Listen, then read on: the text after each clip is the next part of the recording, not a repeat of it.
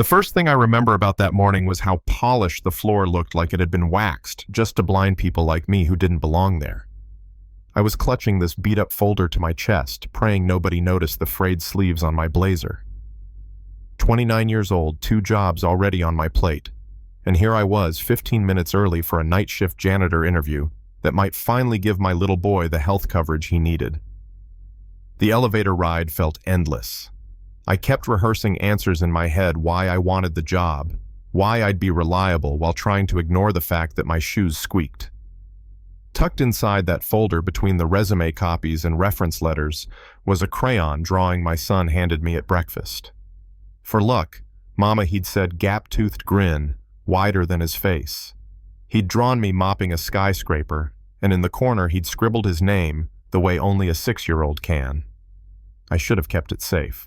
Instead, when I sat down in that cold leather chair by reception, the paper slipped out, fluttered across the marble, and landed right in the path of a man who looked like he owned the entire city, which in a way he did. He stopped just before stepping on it. Tailored charcoal suit, leather shoes that probably cost more than my rent. At first I thought he'd kick it aside. Instead, he bent down, picked it up carefully like it was glass. He studied the stick figures, the crooked letters, and then his face changed. Not the way people smile politely when a kid's artwork is shoved at them. No, this was different. The color drained out of him. His jaw tightened, then softened like he was fighting back a memory. "Where did you get this?" His voice was low, almost dangerous. "It's my son's drawing," I stammered, reaching for it. "He made it this morning." His eyes lifted to mine, sharp and searching. "Your son's name is Jamie Walker." "Yes," I whispered, suddenly uneasy. He inhaled sharply. "Jamie. James, how old is he? 6? Why are you— I need to talk to you. Privately." He straightened, still holding the drawing like it was proof of something. He turned to the receptionist. "Cancel my 9 o'clock. This interview is mine now." I followed him into a corner office high above the city, every nerve in my body screaming that this was wrong. I was just there to mop floors.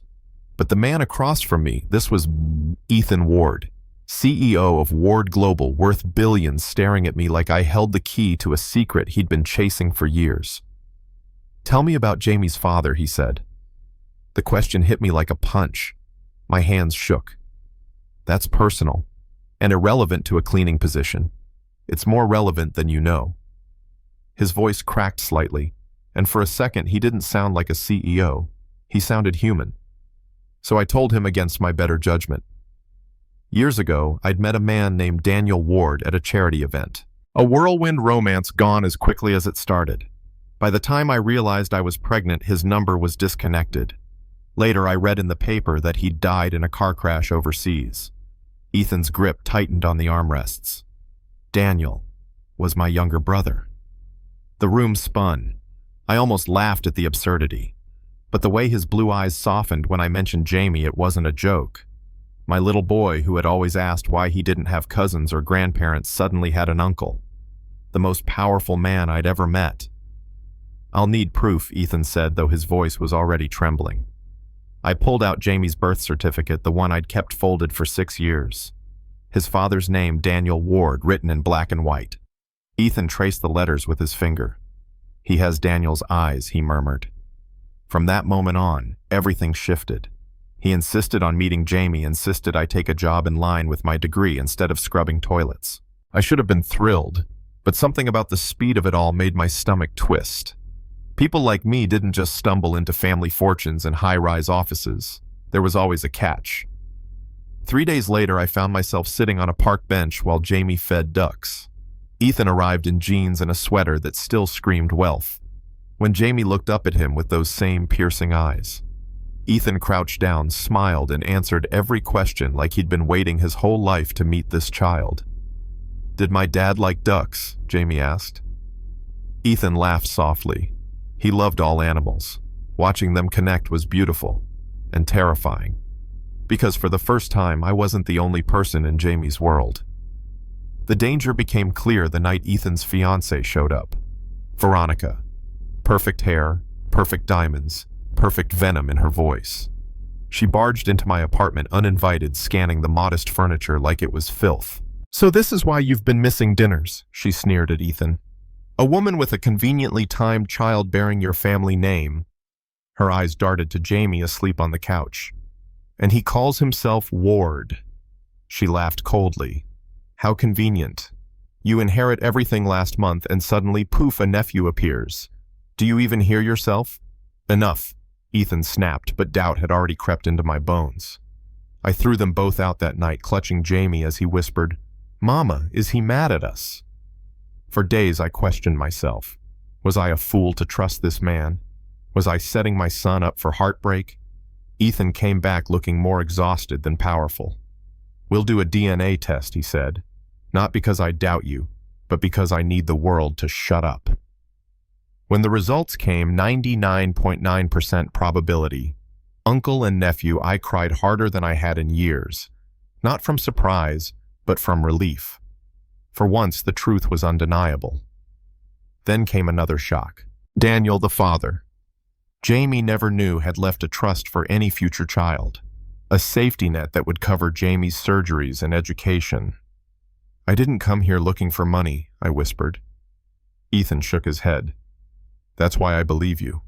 But life has a way of testing belief." Veronica ended the engagement, of course.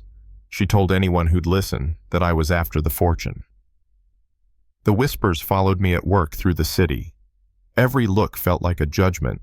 Poor girl traps billionaire family with a kid. Ethan tried to shield me, even offered me a new role at the Ward Foundation. "It's not charity," he said. "It's family responsibility." I wanted to scream. Responsibility. Where had his family been when I was working 2 jobs praying my son's heart wouldn't give out? Where was this empire when I cried into my pillow at night? But then I'd watch Ethan with Jamie helping him build Lego towers, telling him stories about Daniel as a boy, and I'd see something genuine. Not a CEO, not a billionaire, just a man who'd lost a brother and found a piece of him again. Months later, after Jamie's surgery was a success and he was running around like he'd never been sick, I sat on a park bench watching Ethan push him on a swing. Jamie laughed so hard the whole playground turned to look. I felt something loosen in my chest. Ethan handed me a small velvet box. Inside was a silver pocket watch, the Ward family crest engraved. "It was Daniel's," he said quietly. "I think Jamie should have it when he's ready." I closed the box with shaking hands. "Thank you." And in that moment, I realized how far we'd come from a crayon drawing dropped on a lobby floor to this strange, fragile family we were building together. But here's the part that still gnaws at me. Was it fate that united us, or just luck that the paper landed at his feet? And what happens if Ethan ever decides he's given enough that family responsibility has an expiration date? I tell myself we'll survive either way. We always have. But sometimes at night I wonder, did I give Jamie a gift by letting Ethan in? Or did I invite the storm that could one day break his heart? What do you think? If you were in my shoes, would you have trusted him? Or should some doors stay closed, no matter what name is written in crayon? Drop your thoughts in the comments. Share this story if it hit home, and don't forget to subscribe, because the next story might just make you question what family really means.